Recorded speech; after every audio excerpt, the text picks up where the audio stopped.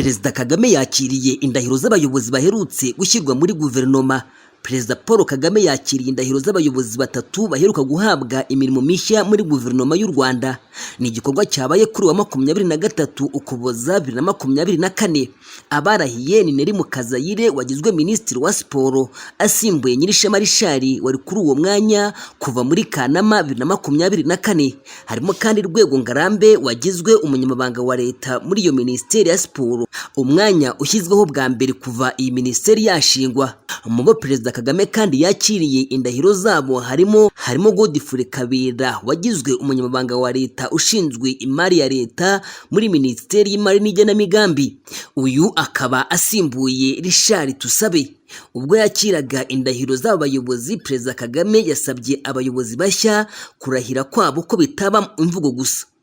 Perezida Kagame kandi yavuze ko abahabwa inshingano zo gukorera igihugu bakwiriye kumva ko atari bo bonyine bakora iyo mirimo, ariko ko bari bo batoranyijwe bikwiriye kongera uburemere bw'izo nshingano. Mukazayire warahiriye kuba Minisitiri wa Siporo yari asanzwe ari umunyamabanga uhoraho muri iyi minisiteri. Imirimo yagiyeho avuye ku rwego rw'igihugu rw'iterambere RDB, aho yari umuyobozi mukuru wa RDB.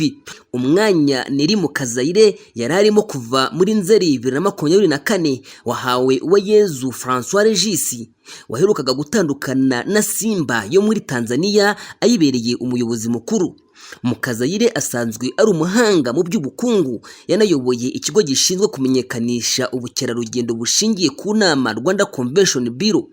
Yabaye umujyanama mu biro bya Perezida, anakora mu biro bya Minisitiri w'Intebe aho yari ashinzwe iby'ubushakashatsi mu bukungu. Rwego Ngarambe warahiriye kuba umunyamabanga wa leta muri Minisiteri ya Siporo, azobereye mu by'amategeko ya siporo. We yari amaze igihe ari umuyobozi mukuru ushinzwe iterambere rya siporo muri Minisiteri ya Siporo.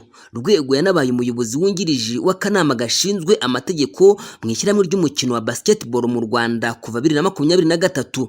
Kabera yari asanzwe ari umuyobozi w'ishami rishinzwe igenamigambi n'ubushakashatsi muri Minisiteri y'Imari n'Igenamigambi.